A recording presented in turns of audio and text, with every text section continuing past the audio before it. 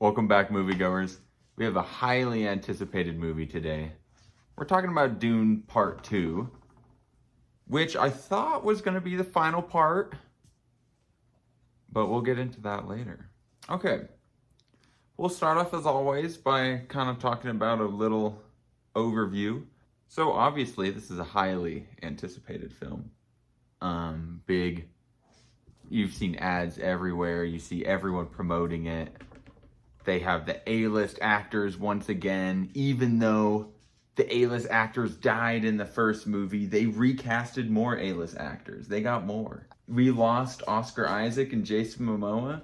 We got Austin Butler and Christopher Walken. Like, you know, A-listers for A-listers. So going into this movie, you have very high expectations. And I'll start off by saying they were let down a little bit, in my opinion. So yeah, part 2 was like 15 minutes longer than part 1, but like, I would say like half as much happens. It's weird. So you spend the first hour and a half in the desert following the Fremen, and then you're like, all right, it's finally leading up to this big, awesome battle. They mention they have an arsenal of nukes, and you're like, oh, okay, this is going to be a pretty this is going to be a big scale war we got going on here. And then it's like a pretty small scale war. And yeah. It's almost just like a small battle, not even a war. The big fight was really just a hand-to-hand combat fight between Timothy and Austin Butler. It's in the trailer, so no spoilers there. So you get through the first half of training in the desert, basically. And you think finally we're getting to this big, awesome conclusion. And then the Reverend Mother or whatever, I might butcher her line a little bit, but she says the galactic war has begun or something like that. And you see all these like battleships in motion moving up to war and like troops getting ready to battle. And me sitting there in the theater, we're filming this like 30 minutes after seeing the movie, by the way. So this is pretty fresh still. I was sitting there in the theater and I was like, oh, Galactic War? Sweet. We probably got a good like 30 minutes left of this movie.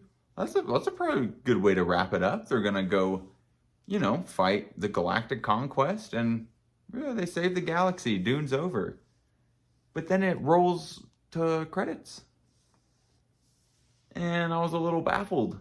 Because now I'm sitting here like, once again, are they investing everything into another part? They have to. So I'm just confused. I sat there, my jaw kind of dropped because I was like, that's our end, like our conclusion. Yeah. Like, and I've never read the book, so I don't know if that's how it ends, but it seemed like a very clear setup for another movie. So. Yeah, that's another good point. We haven't read the book, so we don't know what the story is supposed to be. But so now I'm sitting here like, where does the book end? Does the book end with them taking down the, like the Galactic Federation, basically? Or, I don't know. I was just left a little confused. Because I thought this was supposed to be the big action movie. Mm-hmm. And there was like, no action. Yeah. I don't know. A lot of it was kind of in the trailer. Like everything that you wanted to see was kind of in the trailer. Yeah. And there's a little bit more to it, but... Dude, for 3 really. hours, you're a little let down. Mm-hmm. Yeah, the trailer shows you the giant sandworm, and it shows you some of the hand-to-hand combat fight with Timothy and Austin Butler. That's kind of like, it's kind of all that happens in the movie, dude. It's sad. It's a little disappointing for 3 hours. I think they spent, and again, maybe it's in the book, but they spent too much time on the love connection between Zendaya and Timothy's character. Oh, for sure. To where, I feel like they're maybe building up to a third movie. So we're supposed to like start developing feelings in this movie. And then the third one, something bigger will happen. Right. But they spent a lot of time on that, which I don't know. It felt funny. Yeah, no, so it's going to be a little biased opinion, but it has me sitting here like the first movie was a whole lot better than this one. I don't know why everyone was so hyped about part 2. Like, I would rather rewatch part 1 any day besides rewatch this one, you know? The first one had plots and schemes and mystery and the fall down of the house, like... It was a great setup movie, movie 1. Movie 2 felt like we didn't really get anywhere. Yeah, it felt like filler, if I'm gonna be honest. So, yeah. It's like when you're watching anime and you're like, whoa, 40 episodes in this season, and then you start watching 5 episodes and you go, oh, I begin to understand, like, there's a lot of filler in this season. I don't know.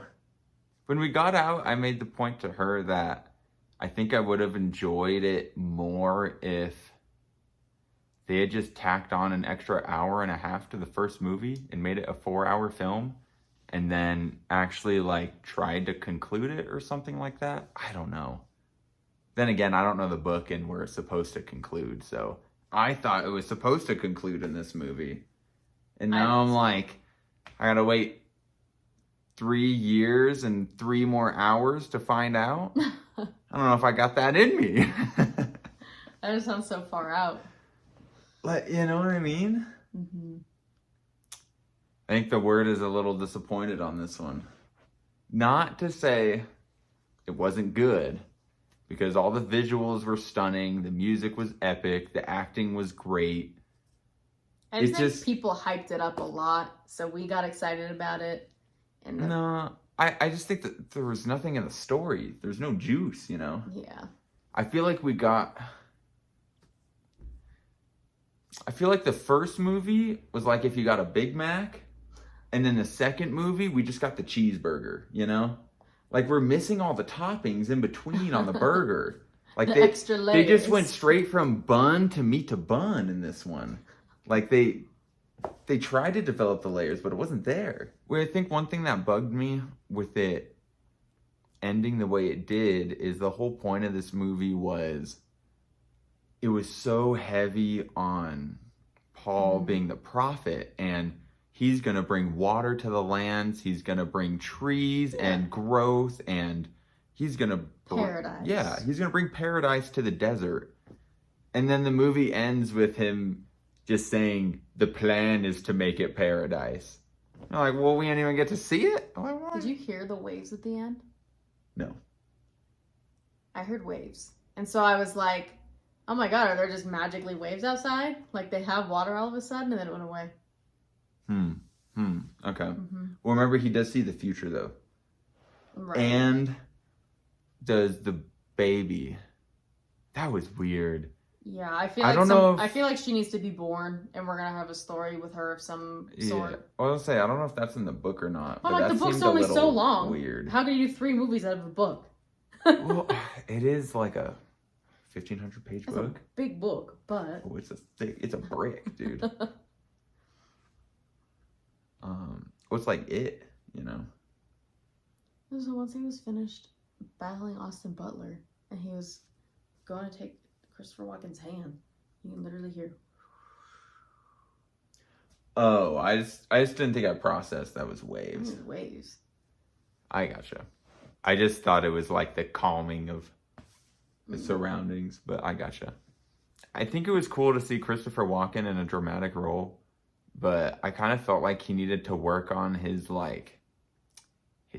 delivery. Powerful delivery a little bit. Because I know like an accent is an accent, but you're an actor. So like... The part he played was important, and you're right. He didn't have a lot of oomph. Like imagine if you see Walken on the throne and instead of the, come on, he just, come on! And you'd, whoa! Like, Walken can talk like that? Like, holy shit, whoa, oh my God. Like, it would really kind of shook you, and it'd be a more dramatic performance. Where, yeah, it was kind of like drama, and then Walken, and then drama, Walken, and you're like, oh, this is a hard fence we're teetering on here. Yeah. Yeah, I really thought I was gonna like cry or have emotions in this movie or something, and I was just kind of sitting there, you know. Anything. Yeah, I went to the bathroom halfway through just because I started getting bored. I needed to get up and move around. I was like, there's no fights, nothing's happening. I was like, come on, give me something. I feel like I can just sit on it again. Maybe even when it comes out on streaming, watch it again from home. I think 3 hours for me is just a long time in a movie theater. So I started to get thirsty and then hungry and then like just got uncomfortable. I wouldn't say it was terrible. I wouldn't say it was great. I'm not saying it's bad. Like, you're right. It's not something that I'm like, I have to go watch it again. Like, oh, I have to go see it. We were talking about if it was good enough, he could go see it tomorrow in IMAX with one of our friends. And he's like, I don't need to see that in IMAX. I'm good. Yeah, I don't know. I wasn't sitting there like I missed out on the IMAX experience on this one. Like, oh, if I had a bigger screen, this would have been much more epic in that one scene. Where it's like there isn't a scene like that where you need the big screen. I don't know. Maybe I'm being picky here, but maybe I'm just tired and bitter. because I feel like it was good. Oh, do I give it a hot? I don't know. We're gonna plug this one into the sauce meter here. You can put Upon filming this, it had some heat, but I think upon sleeping on the movie and thinking about it and maybe rewatching it, I'm gonna think this movie was spicy. So I'm gonna put it at spicy. I think the value of, even though the story was lacking, not the production value, but the value of everything that was going on in the film was so good, you can't give it a bad rating. Yeah. Like, for a sci-fi movie, that was like Bridgerton in space, you know? Like, I appreciate the art of it all, I guess. Oh, I saw one review that was, it's basically the last season of Game of Thrones, but in the desert instead of in a frost mountain, which is pretty accurate, honestly. So I don't know. Take that with a grain of salt, but so yeah, I do think this is a spicy movie, though. I will say. Yeah, I don't think it's on the levels of Extreme, just because nothing happened. Holding out for an Extreme. I can't wait to see what. I didn't walk out of here getting my socks blown off, so still no extremes here, but I did think this was going to be the first Extreme, so I'm a little shocked here. And yeah, it was pretty nice to just sit and listen to the Hans Zimmer score in the credits and just kind of like sway and ponder. I didn't know it was him, and I saw his name pop up, and I was like, of course it was him. I love him. Yeah, you're like, oh, a beautiful score? It's either John Williams or Hans Zimmer. Like, I didn't even think about it. Oh, maybe. I guess since we watched, we watched Dune Part 1 for the first time 2 nights ago before this came out. And I just had a crazy thought of, why not, let's go watch the original Dune. I know, I really from the want 1980s, see what that is like, see what the plot is like, and maybe do a little video on that and recap that. I really do want to see because I think that will cover the span of the whole story, and that's 2.5 hours. So I'm a little curious to, not saying it's going to be better or anything like that, not by any means. I'm just a little curious. Are we going to give a rating on that one when we watch it? Oh, yeah. Well, yeah, that's why I think we go watch the old Dune and go give a little review and kind of maybe do some comparisons here and, Yeah. Well, I hope you all enjoyed watching this saucy opinion. If you had a chance to see Dune, I guess let me know what you thought. Did you love it? Did you think it was a masterpiece? Or are you like me where you're a little let down and you were kind of wanting more and you thought, I don't know, yeah, you're just wanting more. Thank you all for watching, and I'll see you all in the next Saucy Opinion.